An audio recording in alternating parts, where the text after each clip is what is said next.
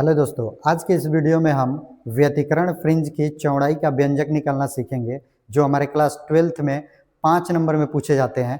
तो इस लेक्चर के माध्यम से आप व्यतिकरण फ्रिंज की चौड़ाई का व्यंजक निकालना 100% सीख पाएंगे। तो आइए हम ये जानते हैं, अपने पिछले क्लास में हमने ये पढ़ चुका है कि इंटरफ्रेंस के कारण, अर्थात जब दो मोनोक्रोमेटिक लाइट सोर्स एक वर्णीय प्रकाश स्रोत को से लाइट इमिट किया जाता है, तो जब वो दोनों तरंग आपस में मिलते हैं तो हमें स्क्रीन पर एक ब्राइट फ्रिंज और डार्क फ्रिंज देखने को मिलता है। इस ब्राइट और डार्क फ्रिंज को अगर हम रिकेप में देखें तो हम यहाँ से देखेंगे एक सिमुलेशन के थ्रू कि किस प्रकार इंटरफ्रेंस की घटना हो रही है। ठीक है,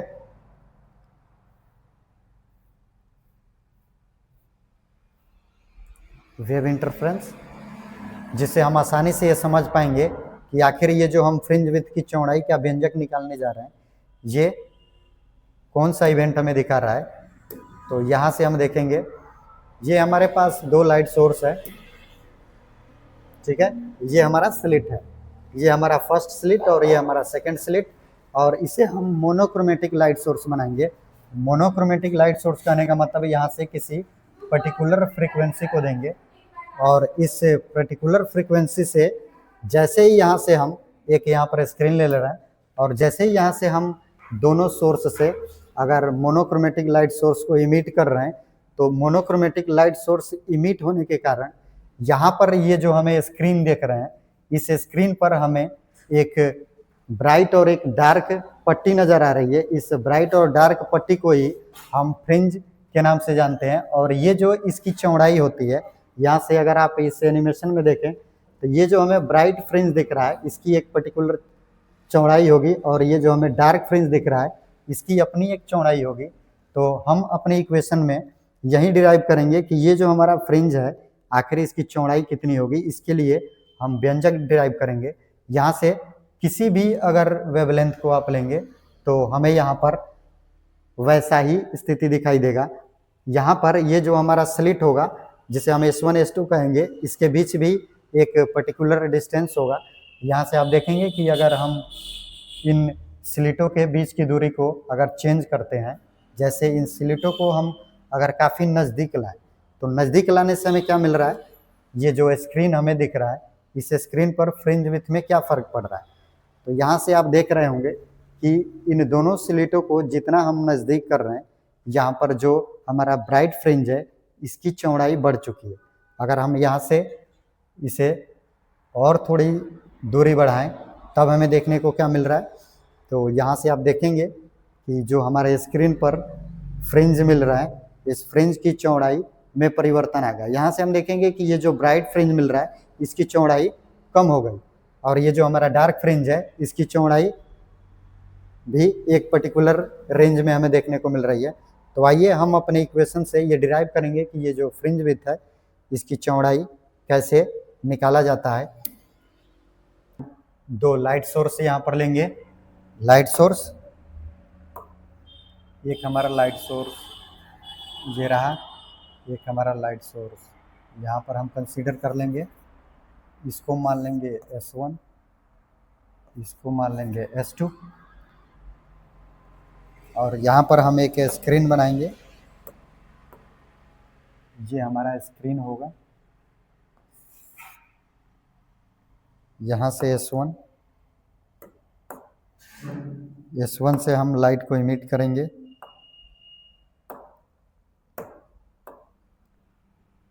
यहाँ पर एक पॉइंट हम कंसीडर करेंगे, ये हमारा पॉइंट होगा P1। क्या है, वेट करो, 10 मिनट वेट करो बाहर। ये हमारा पॉइंट P, इस S1 पॉइंट से हम प्रकाश किरण को उस P पॉइंट पर लेकर के जाएंगे। यहाँ से ये पॉइंट हमारा कुछ इस प्रकार होगा। सिमिलर हम S2 यहाँ से भी प्रकाश किरण को P पॉइंट पर लेके जाएंगे। इस दूरी को हम मान लेंगे यहाँ पर, इसको एक दूरी मान लेंगे, इसको मान लेंगे हम R1 और इसको मान लेंगे R2। इन दोनों स्लेटों के बीच की दूरी हमारी होगी यहाँ से ये, इन दोनों स्लेटों के बीच की दूरी D। अब यहाँ से इसके मिड पॉइंट से अर्थात बाइसेक्टर पॉइंट से दोनों स्लिटों के बाइसेक्टर पॉइंट से हम एक नॉर्मल इसे स्क्रीन पर लेकर के जाएंगे कुछ इस प्रकार। ये जो हमारी दूरी बटेगी अर्थात ये दोनों स्लिटों के बीच की दूरी है स्मॉल d।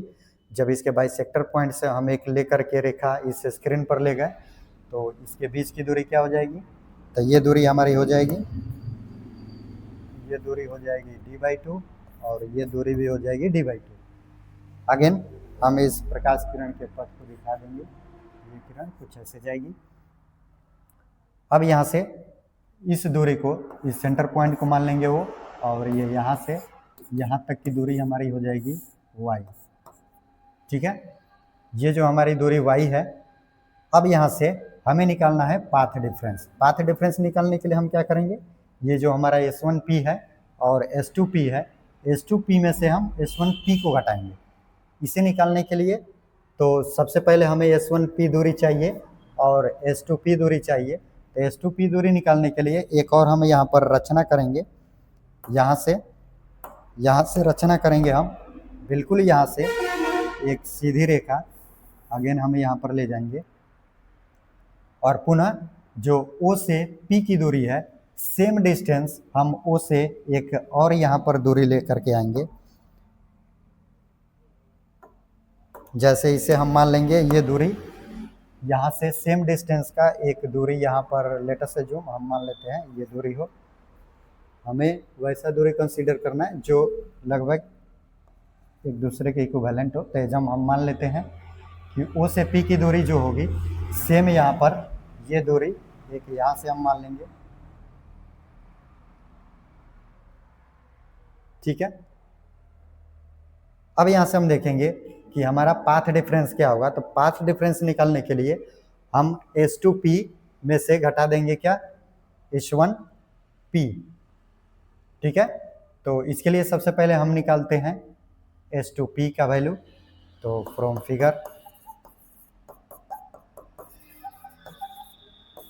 फिगर हम यहाँ से फोटो से देखेंगे कि S2P का मान क्या होगा। तो ये जो वैल्यू D है इसको हम लिखेंगे d/2, सेम यहाँ से यहाँ तक की दूरी हो जाएगी d/2 और ये हमारा हो जाएगा y। अगर यहाँ से एक हम रचना करें, यहाँ से अगर हम बिल्कुल एक सीधी रचना करें जो इस रेखा के पैरेलल होंगी, अगर इस प्रकार हम रचना करें तो हम यहाँ से पाएंगे कि ये जो हमारी दूरी होगी ये दूरी हो जाएगी d/2। चूंकि ये जो हमारा d/2 है तो सेम डिस्टेंस का ये d/2 हो जाएगा। अब यहाँ से हम फोटो से निकालेंगे S2P का स्क्वायर। चूंकि ये जो हमारा ट्रायंगल है, ये जो ट्रायंगल है, तो सबसे पहले यहाँ से हम ट्रायंगल का नाम लिख देते हैं। फ्रॉम फिगर त्रिभुज S2P और यहाँ पर एक नाम दे देते हैं हम P0। ठीक है, S2P P0 में हम यहाँ से लिखेंगे S2P का स्क्वायर बराबर किसके बराबर हो जाएगा, तो ये जो दूरी हम मानेंगे स्लिट और स्क्रीन के बीच की दूरी D मान लेंगे।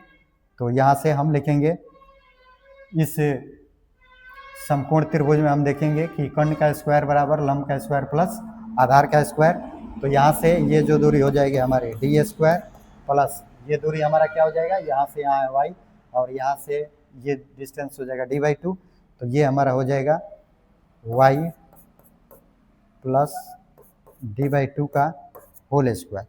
अब यहाँ से पुनः हम इस छोटे से त्रिभुज में देखेंगे, ये जो त्रिभुज है हमारा, पुनः त्रिभुज S1P और इस पॉइंट को हम एक नाम दे देंगे इस पॉइंट को नाम दे देते हैं हम m, ठीक है। S1 PM में हम यहाँ से देखेंगे कि S1 P स्क्वायर किसके बराबर होगा, तो ये हमारा कण इस आधार के स्क्वायर प्लस लंब का स्क्वायर, तो यहाँ से ये चूंकि दूरी हो जाएगा D स्क्वायर प्लस यहाँ से ये दूरी क्या होगा, तो हम इस टोटल चूंकि हम जानते हैं O से P तक है y, तो इस y डिस्टेंस में से हम d/2 को घटा देंगे तो हमें ये डिस्टेंस मिल जाएगा। तो यहाँ से हम लिखेंगे y माइनस d/2 का होल स्क्वायर, ठीक है। अब यहाँ से ये जो वैल्यू हमें मिल रहा है, यहाँ से हम निकाल लेंगे इन दोनों को, एक दूसरे को हम माइनस करेंगे। यहाँ से इसे समीकरण 1 मान लेते हैं, इसे समीकरण 2। अब यहाँ से हम लिखेंगे इसलिए पाथ डिफरेंस, हम पाथ डिफरेंस दिखाएंगे जिससे डेल्टा x मानेंगे। पाथ डिफरेंस हमारा क्या हो जाएगा, डेल्टा x बराबर S2P माइनस S1P। S2P का वैल्यू हमारे पास क्या है, S2P, इन दोनों वैल्यू को एक दूसरे के साथ हम यहाँ से घटा लेंगे। हमें क्या मिलेगा, यहाँ से S2P square minus S1P square is equal to S2P का वैल्यू हम यहाँ से लिखेंगे D square plus y plus d/2 का होल स्क्वायर, ये हमारा हो जाएगा माइनस यहाँ से D square plus y minus d/2 का होल स्क्वायर। अब यहाँ से हम इसे हल करेंगे, यहाँ से इस इक्वेशन को हम सॉल्व करेंगे। S2P square minus S1P square is equal to D square plus y plus d/2 का whole square minus D square minus y minus d/2 का होल स्क्वायर। यहाँ से ये D स्क्वायर कैंसिल आउट होगा, हमें क्या मिलेगा, S2P square S1P square equal to y plus d/2 का whole square minus y minus d/2 का होल स्क्वायर। अब यहाँ से इसे हम देखेंगे कि यहाँ से हमारे पास एक फार्मूला है, a square minus b square को हम लिख सकते हैं a plus B into A minus B, और यहाँ से a प्लस बी का whole square minus A minus B का होल स्क्वायर जो 4ab के बराबर होगा, तो इसे हम उसके इक्विवेलेंट करेंगे। तो इसको हम लिखेंगे S2P a square minus B square is equal to a plus B into A minus B, तो S2P plus S1P into S2P minus S1P। अब इसको हम कैसे लिख सकते हैं, तो a प्लस बी के whole square minus A minus B का whole square is equal to 4ab। तो यहाँ से मिलेगा a की जगह पर y और यहाँ से मिल जाएगा d/2। अब यहाँ से हम देखेंगे हमें क्या मिल रहा है। अब यहाँ से चूंकि हमें पाथ डिफरेंस निकालना है S2 माइनस S1P, तो यहाँ से S2P माइनस S1P को हम यहाँ पर सेप रखेंगे, S2P minus S1P is equal to, यहाँ से इसे अगर हम हल करें तो ये कुछ इस प्रकार होगा। यहाँ से हम मिल जाएगा, ये जो हमारा क्वांटिटी दिख रहा है ये इधर मल्टीप्लिकेशन में है तो इधर डिवाइड होगा, तो ये मिल जाएगा हमें यहाँ से 2YD, और ये इधर जा कर के डिवाइड करेगा तो यहाँ से S2P प्लस S1P। अब यहाँ से चूंकि हम कंडीशन लगाएंगे कि इन इंटरफ्रेंस की घटना में ये जो वैल्यू है, चूंकि ये दोनों स्लिटों के बीच की दूरी जो स्मॉल d है, इस डिस्टेंस के कंपैरिजन में अर्थात S2P के कंपैरिजन में काफ़ी छोटा है, उस स्थिति में ये जो हमारा d होगा अर्थात ये S1 काफ़ी S2 के करीब होगा, इस स्थिति में जो S1P का वैल्यू होगा इस S2P के बराबर होगा। उस स्थिति में जो हमारा S2P और S1P है दोनों लगभग एक दूसरे के बराबर होगा।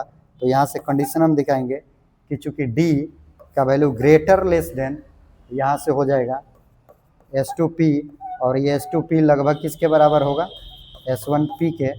इस स्थिति में ये जो हमारा इक्वेशन बनेगा कुछ इस प्रकार बनेगा, इसलिए हम यहाँ पर इस वैल्यू को लिखेंगे S2P minus S1P is equal to ये 2YD, और यहाँ से S2P और S1P, S2P के जगह पर हम S1P पुट करेंगे या S1P के जगह पर S2P पुट करेंगे, तो यहाँ से ये दूरी किसके बराबर हो जाएगा, तो ये दूरी बराबर हो जाएगा हमारा D के, तो इसे हम यहाँ पर लिखेंगे D, और यहाँ से हम देखेंगे कि जो हमारा पाथ डिफरेंस है delta x is equal to S2P minus S1P, यहाँ से हम इसे लिखेंगे delta x is equal to, ये यहाँ हमारा दूरी हो जाएगा S2P, तो ये होगा 2D, और यहाँ से 2D 2 और 2 कैंसिल आउट होगा। अब ये हमें इक्वेशन मिलेगा YD बाई कैपिटल D। तो इस प्रकार हम पाथ डिफरेंस आसानी से फाइंड कर सकते हैं। ये जो हमारा यहाँ पर दोनों स्लिट है, अगर हमारे स्लिट के बीच की दूरी ये जो स्मॉल d है, अगर इसे हम वैरी करेंगे तो यहाँ से आप देखेंगे जो हमारा पाथ डिफरेंस है, ये पाथ डिफरेंस डेल्टा एक्स, अगर जैसे जैसे स्लिटों के बीच की दूरी हम परिवर्तित करेंगे वैसे हमारा यहाँ से पाथ डिफरेंस चेंज होगा। तो इस प्रकार आप ये सिद्ध कर पाएंगे कि दोनों स्लिटों के। अब यहाँ से हम सबसे पहले फ्रिंज विड्थ को डिफाइन करेंगे कि आखिर फ्रिंज विड्थ किसे कहते हैं, फ्रिंज की चौड़ाई, ठीक है।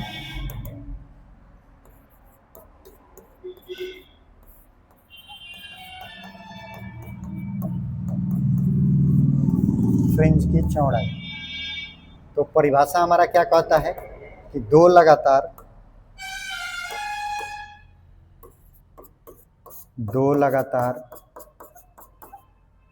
दीप्त या अदीप्त, दो लगातार दीप्त या अदीप्त फ्रिंजों के बीच की दूरी को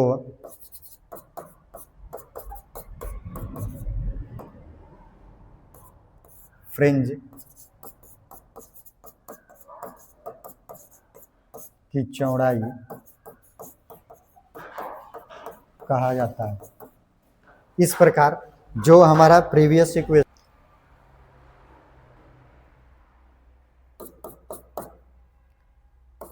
यदि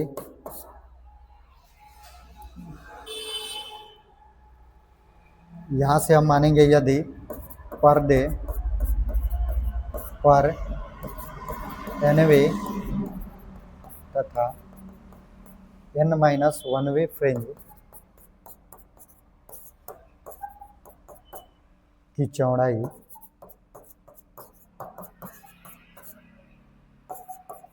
ओ से yn तथा yn-1 हो, तो फ्रिंज विड्थ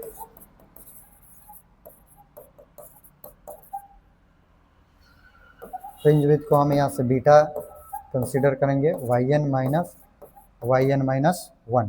यहाँ से हम इक्वेशन पुट करेंगे n, यहाँ से हम लेंगे lambda d by small d into n minus, यहाँ से हम n-1 करेंगे तो हमें क्या मिल जाएगा, यहाँ से lambda d by small d, और यहाँ से n-1 हो जाएगा।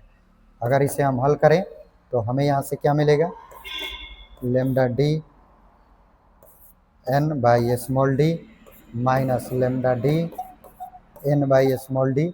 अब यहाँ से हम मल्टीप्लाई कराएंगे तो minus minus plus lambda d small d, यहाँ से ये वैल्यू हमें 0 मिलेगा, और यहाँ से हमें क्या मिलेगा, lambda d by small d, अर्थात यहाँ से बीटा का वैल्यू हमें क्या मिला, ये जो बीटा का वैल्यू हमें मिला इसे ही हम फ्रिंज विड्थ अर्थात फ्रिंज की चौड़ाई का व्यंजक कहते हैं, जहाँ पर हम फ्रिंज विड्थ को बीटा से रिप्रेजेंट किए हैं। फ्रिंज विथ, और ये जो हमारा लेमडा है, ये लेमडा वेव का, जो हमारा वेव है इसका वेवलेंथ हो। यहाँ से डी क्या है, तो यहाँ से डी हमारा स्लिट एंड स्क्रीन के बीच की दूरी है, और स्मॉल डी क्या होगा, तो स्मॉल डी दोनों स्लिटों के बीच की दूरी, डिस्टेंस बिटवीन बोथ स्लिट। इस प्रकार आप इस फ्रिंज विड्थ की चौड़ाई का व्यंजक सिद्ध कर पाएंगे।